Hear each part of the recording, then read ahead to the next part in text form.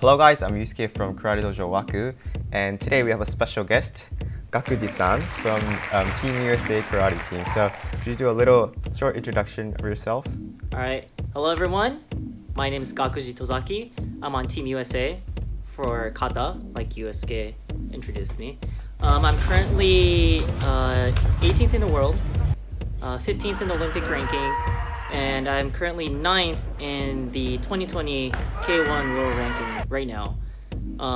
First seed for 2020 US team. So it's very exciting to be on this channel and to talk about some katas that we recorded before this. So I'm really excited to be able to actually interact with everyone through YouTube. Yeah, I'm a bit nervous. It's a huge honor to have you on my channel today. No, anytime. Yeah, so the topic for today's video is going to be a kata comparison, like he said, on Heian Shodan for Shotokan and Heian Nidan for shitoryu. They're the similar movements, yes, but there are slight differences. So we're going to see what they are, great, and, and analyze what the differences are.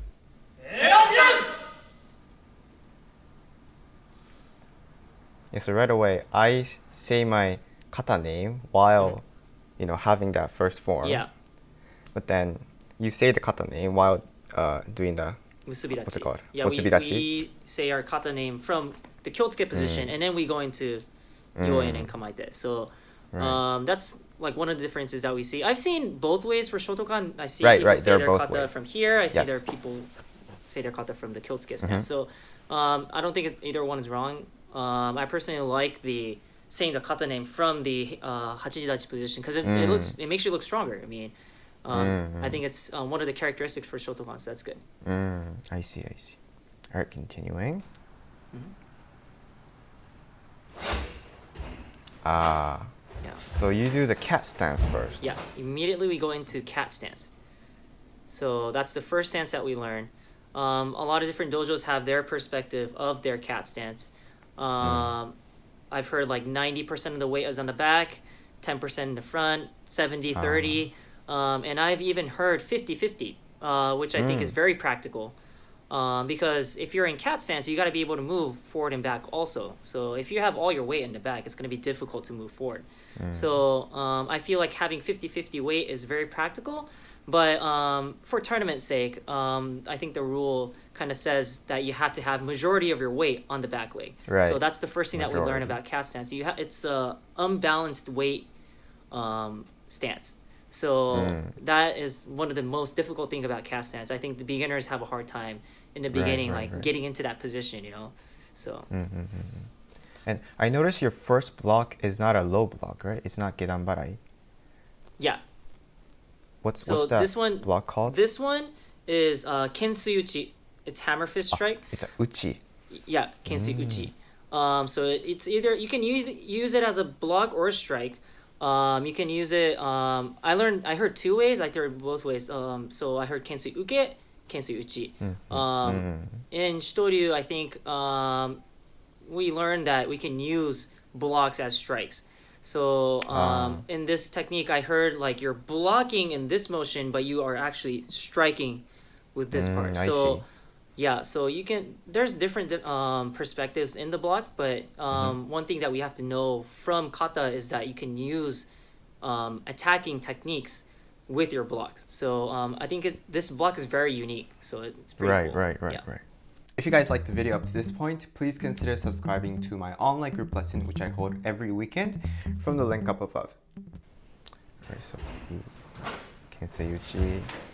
Yes. So one thing I see about zenkutsudachi is I'm not really sure. I know that for shitoryu, your zenkutsudachi has to be, I think it was, so you kneel on the floor and then it's like 2 fists apart from your heel and your knee or something like that. And then I think Shotokan is a little bit different, right? I wasn't really sure of the differences, but I know that like the knee bend is like a little different or something like that. So I was wondering like the rule differences was for zenkutsudachi. I wasn't really sure. Usually, when we look at our toes from above, if we can see the toes, we're told to get the knee a little bit more forward so that we don't see the toes. And about the actual length, I don't think there's like one concrete answer, but I guess having around 80 on the front leg and 20 on the other would be like an average Shotokan Zenkutsudachi. I see. So I've heard different ways for Zenkutsudachi also. Like one of the ways, like when I grew up, I was told that your knee has to be over your big toe. Like if you're looking at your knee, over. Yeah, it has to be over your big toe. But I think currently what they teach in shitoryu is that your knee or your shin has to be perpendicular to the floor. So that's what I heard. I see. So yeah, so your knee is now actually, it might not look like it's over your big toe if you're looking at it from your perspective. So I've heard two ways, I mean, and I don't think they're wrong. And for the weight distribution, I believe it's a little bit more in the front, obviously, because you are attacking to the front.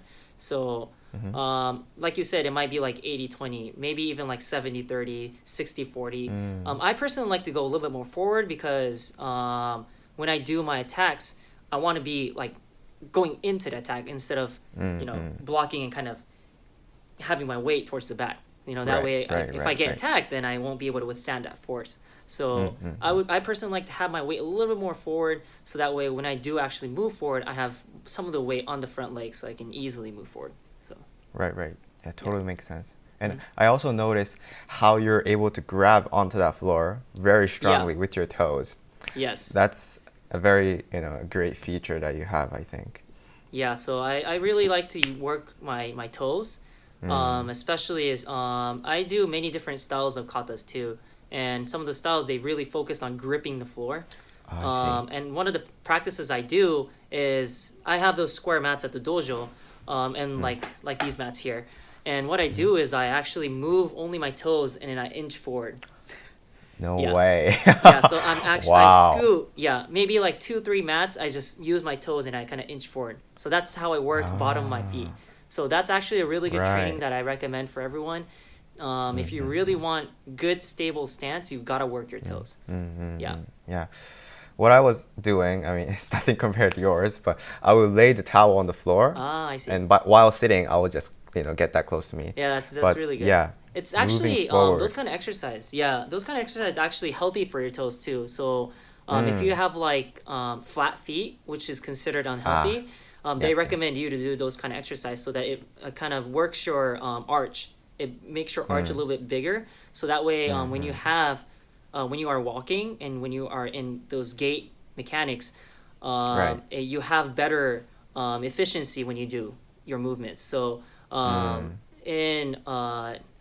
technically speaking, they say it's healthier to have an arch, but karate people it's gonna be difficult because we don't wear shoes and all that stuff. So if you have flat feet, it's not bad, but you personally want to work your toes so that way your feet is healthy. So that's another good thing to know. Yeah, totally agree. All right, so continuing.